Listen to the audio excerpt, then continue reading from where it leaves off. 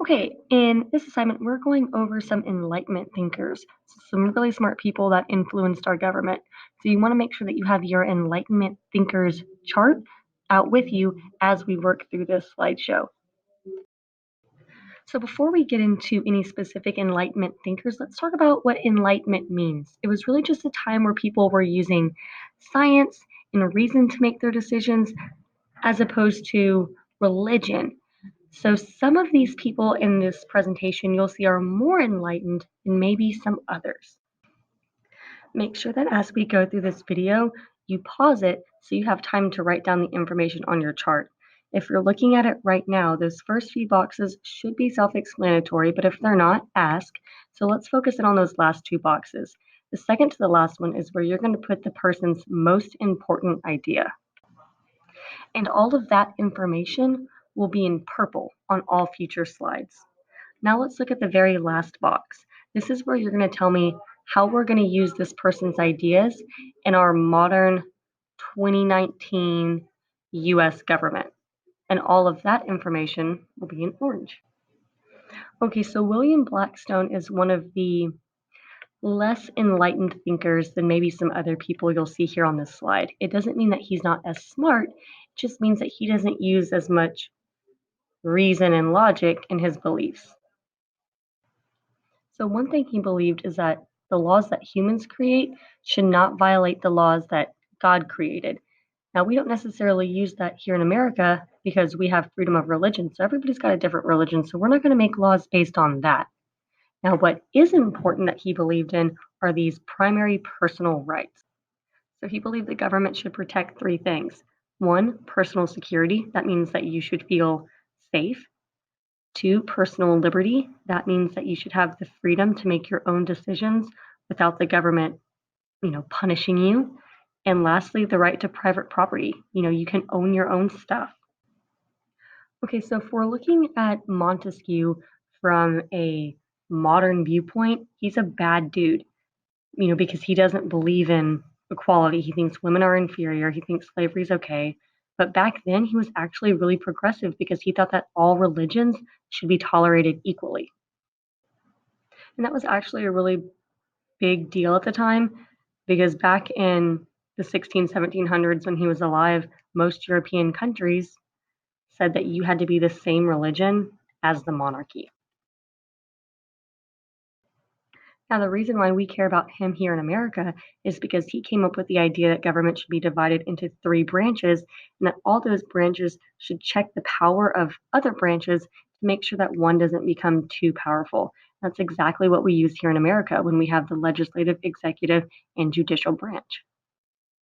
So then we have Rousseau, and Rousseau believed that, we didn't need this big, powerful government telling people what to do. He thought that people were smart enough to make decisions on their own that would make them happy and peaceful, and that when the government really got involved, like in schools and arts, that it brought out the worst in people.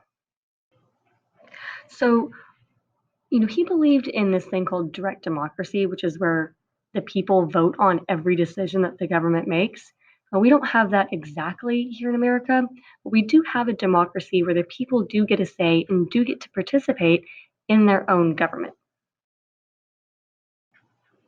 So America was also really inspired by his idea of a social contract, which says that the people of a country should come together and decide how they want to be ruled, as opposed to a group of nobles that were just born into the right position. He thought that this would give the people, more rights and more freedom. Then you have Hobbes, and I want you to think of him as the total opposite to Rousseau, where Rousseau believed that if you left people on their own, that they're good and they're going to make great decisions. Hobbes believed that people were wicked, and if you left them on their own to make their own government, that it would be anarchy or chaos. So where Rousseau believed that people's freedom should be expanded, Hobbes thought that they should be limited and that people should give up some of their freedom to the government so that the government can maintain order. Because if you give people too much freedom, they might take advantage of it. That's why we have limitations on, let's say, our freedom of speech.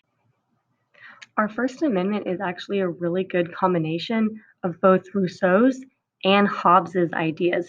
We're expanding people's freedom of speech and religion and the right to assembly, but we're also limiting it in a certain way to make sure that people don't go crazy.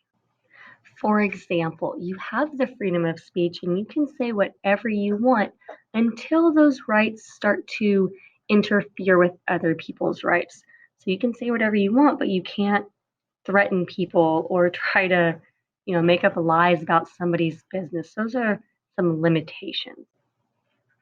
And last but not least, we have John Locke, and he was probably the most influential of these Enlightenment thinkers for America. He was really big on individual freedom, especially freedom of religion, because it was so limited in Europe at the time. So he really believed in people. So he would probably get along pretty well with Rousseau. And he said that, people should be able to think and govern for themselves and that the government should protect people's rights. And the ones that he really believed in were life, liberty, and property. He said these are the three things that the government should never be allowed to take away from somebody. And Thomas Jefferson actually stole his words and put them in the Declaration of Independence when he said that all people have the right to life, liberty, and he switched up the last one. He said pursuit of happiness. So Thomas Jefferson loved this guy. Locke also really insists on this idea of the consent of the ruled, which just means that the people give their permission to the government to rule over them. So when people vote on their representatives, they're giving those representatives permission to speak on their behalf. And lastly, John Locke really believed that women were capable of thinking for themselves and should have an equal voice. Now, unfortunately, that idea wasn't taken into as much consideration by the founding fathers as maybe some of his other ideas, and that didn't actually come to fruition until 1920. Yikes.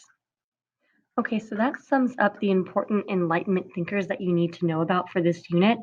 Next thing you need to do is go in Canvas to take your matching quiz and then answer this review question in the discussion board. You can use your chart for both assignments. So if you need to go back and fill in some information, please do.